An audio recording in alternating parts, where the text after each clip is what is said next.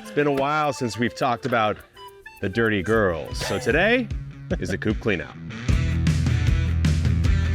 So Jacques, been a while since you've been here. It has been a while. You've been on an adventure around the country. Yes. So have I, actually. Yeah.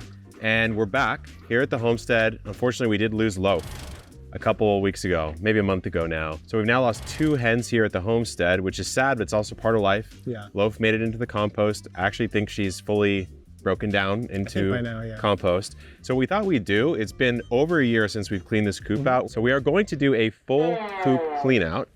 What are you doing? Oh, he's doing the white glove test on me? It's dirty. I can't handle that. That happened to me as a kid. It still traumatizes me to this day. That's actually hilarious. Like when I'm doing my chores, you know? You actually got tested? I got tested and I failed every time. Okay, we are coop cleanouting in a big way today. Oh yeah. With my favorite tool, Jacques, why don't you grab it? Give that trigger a little squeeze. It's on. Oh yeah, it's on. We got the power washer. Let's go. So we need to power wash the outside. Power wash the outside.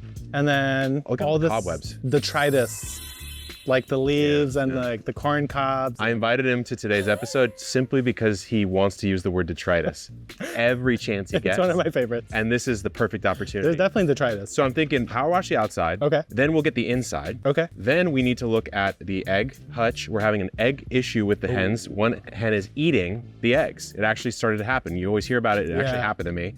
We'll clean out the bedding. Okay. We'll look at the food, the water bar, and maybe a couple of accoutrements we can give the hens. Refresh. All right. First, let's hit it. Oh yeah.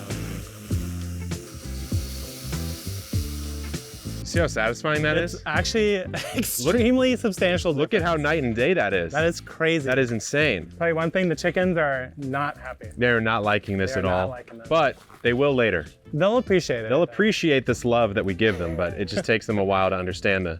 And then I'm gonna do a quick call out here. I am gonna wear a mask while dealing with this dust because I don't wanna breathe in any chicken poop into my lungs and get some sort of crazy disease. We're gonna clean the inside of the coop out with a power washer first, and then we'll come in with the other tools. But the first thing I wanna hit, and the most important one, is the water bar right here. You almost can't tell that it was white PVC, but now you will be able to. Next, I'm gonna hit the stairs here, and then I'm just gonna clean out the inside. If you look up, there's a crazy amount of cobwebs in here, and while some spiders are great, this many, I think maybe it's time for a hard reset.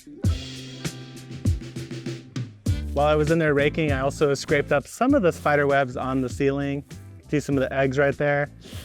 A little too much action for the chickens in there, so we'll leave a couple spiders to get the flies, but they don't need this many. This is one of the buckets of detritus that I scraped up from the inside of the chicken run. I already put one in here, but it's just like food that's fallen out and leftover plant stuff that you've given them. Some dirt in there too. It's definitely not a good big enough deal. for compost. So what we're gonna do is this secondary bin here, Jacques, is basically gonna be chicken waste, bedding, etc. once we clean the coop The inside, out. okay. But I gotta actually power wash the inside of the coop. I just remember I forgot to do that. All right, I'll let you do that. I'll take a little break. Yeah, take a little have a michelada, you know?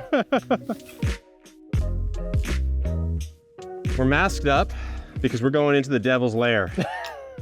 No diseases coming our way. No, I've had enough diseases. We don't have to talk about it, but we don't have to talk about I'm what not you trying got. to get any more in my lungs. There's a somewhat real risk, I would say, when you're dealing with chicken manure that's been It's also like all the fine dust that you get from them digging and yada yada. You know? So this is to me my favorite feature of the Carolina coop, Jacques. Yeah. Because you can see the layers to which the detritus has penetrated. And since I cleaned it out not that long ago, it actually isn't that bad. Yeah. I would just say that to me, because we're somewhat full, I'd be taking off about a 2-3 inch layer here and replacing with some more hemp bedding. Yeah, and that's where basically all the poop is anyway. Yeah, because look at that. Oh yeah. We're pretty much clean under there. The main thing, I guess, is that over time, the idea is that with a deep litter system is that this will compost, but honestly, it takes forever. It takes a long time.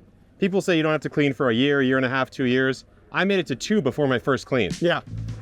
So let's just do some shoveling here. Okay, it's time to give it the refresh that the hens have been deserving, that they've been waiting for. Today, we are going to use the sponsor of today's video, Grubbly Farms. We've been using their feed and their treats and their electrolyte mixes for a couple years now. Yeah, like 2 years. At least 2 years. Love it. They have some bedding now, hemp bedding. So let's go ahead and add this in. We've been using hemp bedding for a while. Yeah, I actually started with the wood shavings at first, and I switched to the hemp bedding because it's less dusty, it lasts way longer. Yep. When I did the wood shavings, I had to clean it out after like 6 months. It's very, very soft. It's very sort of squishy, and it's very absorbent. Totally. And as we were just remarking earlier, like, where does the poop go?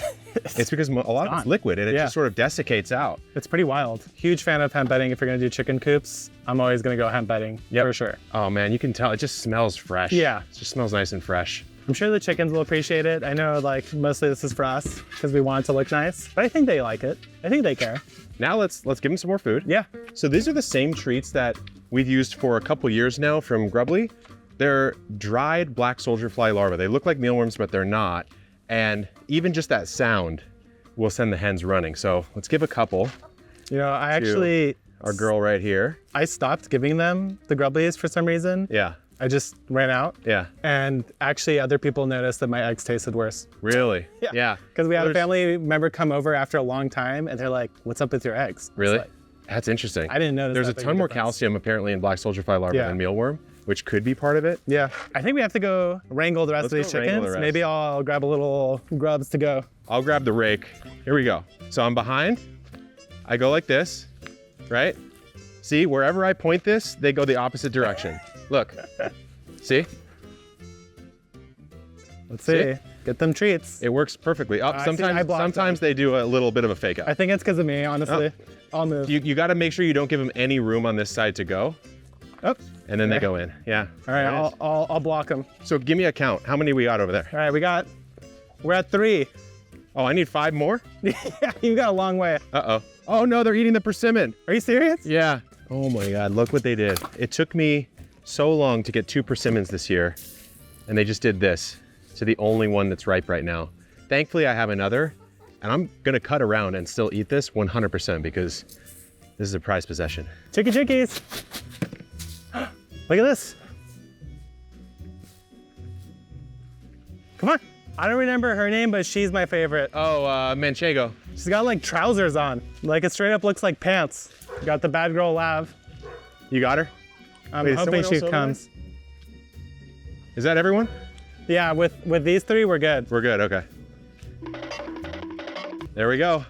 Boom. See? All right. The technique works pretty well, right? Actually, it did work pretty well. It works pretty well. So we've got the clean feeder. We got this bad boy back in there. Yep. And give him some fresh food. Fresh food, and we got one final special treat for him. We're going in with the Grubbly's Fresh Packs, which is what we've used for years. That's the one that I've been using. But I did raise them from baby chicks. Yep. And use the Little Pecks feed the whole time. And what we're gonna surprise them with at the end is something that actually saved the life of Cortado. Oh my God, I forgot early about on. that. You remember that? That's right, when they were little. Absolutely, literally saved her life because she came as a very weak day-old chick. And that secret is vitamins and electrolytes, just like you and I wanna have sometimes, Jacques. I do take them every once in a while. I'm gonna go a little overdose here. Okay. Normally it's about a tablespoon or a scoop per gallon. There's 2 instances where I think it literally saved my hen's life. One was Cortado when she was a day old. I gave her this because she was doing that shakiness thing. Yeah, I remember that. And she couldn't really walk that well. She would kind of go like back and forward. And I was like, it's on a razor's edge if she's gonna make it or not. Gave her this, the next day she was fine. And then Rufio, twice now, has had issues. Oh, you're right. So one time Rufio just was fatigued. Yeah. And I gave her some of this by herself. I kind of isolated her. She drank, no joke, about an inch worth of volume of it, like on her own. And she snapped back the next day. The other time is when she, I think, may have pulled her leg somehow, and she was limping for about a week or so. So she couldn't move a lot, so she couldn't drink and eat that well. So we brought the food to her and gave her this. And of course, it's not like it healed her leg, but it helped her out quite a bit. Move through that time. So what we're gonna do now. Looks like some Gatorade. It looks pretty good. It kind of does. Like, I wonder how it'd be if I drank it. I don't know if you should. I'd probably be fine. They don't hate us. That's a good sign. No, they don't hate us. But let's go ahead and just put this one right here. Sometimes it takes them a little bit to like go, what is that? You know? Oh, look at butter. Butter's going straight in. I think it's so funny that they can't swallow. They just have to put their head up and just let gravity take it down. Like, imagine if that's how you had to eat. It's been a while since we put a video actually out here on Epic Homesteading. There'll be some more coming. I just had to take a little bit of a break.